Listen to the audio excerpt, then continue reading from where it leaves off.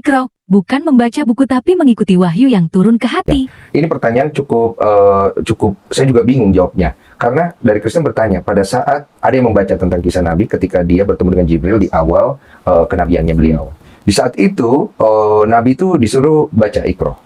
Nah, mereka bingung, yang disuruh baca apa? Apakah di situ ada buku Al-Quran? Apakah di situ ada surat? Apakah di situ apa gitu loh? Disuruh ikutin Jibril. Disuruh ikutin. Ya, jadi itu 5 ayat pertama dalam surah Al-Alaq. Ayat pertama itu memang bunyinya Iqra bismi rabbikal ladzi khalaq. Oke. Bacalah atas nama Tuhanmu yang menciptakan. Oh, maksudnya ikutin. Ya, ikutin. Makanya kan Nabi Muhammad SAW akhirnya mengikuti Jibril di 5 ayat pertama itu. Oh, bukan disuruh membaca sesuatu. Enggak. Oh, Enggak. maksudnya Memang Iqra itu potongan awal ayat.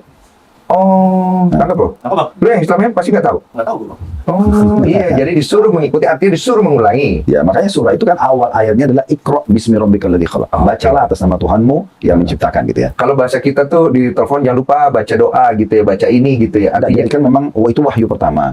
Maka ada beberapa metode wahyu. Yang pertama Jibril datang selaku memang pimpinan malaikat menyampaikan ke semua nabi-nabi, termasuk Nabi Isa, Nabi Musa, semua itu Jibril yang datang membawa wahyu. Nah, bisa dengan cara Jibril langsung mendiktekan ayat itu. Bacalah hai Muhammad ayat pertama, ayat kedua, ayat ketiga begitu ya. Bisa juga Jibril mengilhamkan di dalam hati. Jadi tiba-tiba sudah ada dalam hati Nabi Muhammad dan beliau tinggal menyampaikan. Kadang-kadang beliau lihat dalam mimpi.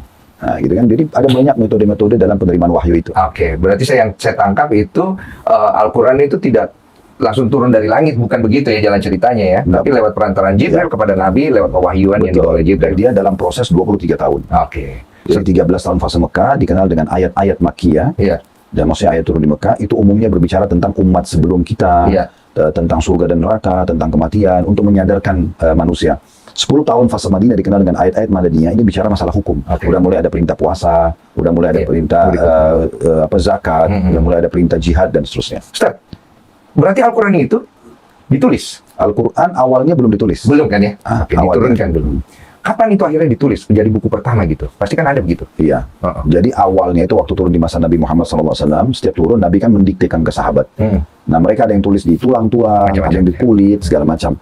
Nah, sampai tiba di masanya Utsman bin Affan. Utsman bin Affan. Ya, jadi kan ada 4 orang sahabat yang tadi saya bawain buku itu. Iya. Kan ada Abu Bakar, nah itu pengganti Nabi yang pertama. Kan Nabi Muhammad SAW ini meninggal, begini awal kisahnya. Awal Nabi hijrah dari Mekah ke Madinah itu dikenal dengan awal tahun Hijriah. Kita kan sekarang di 1440 sekian Hijriah kan. Nah, dari mana awal historinya tahun Hijriah 1400 tahun lebih itu? Dari mulai Nabi hijrah dari Mekah ke Madinah itu dikenal dengan tahun 1 Hijriah.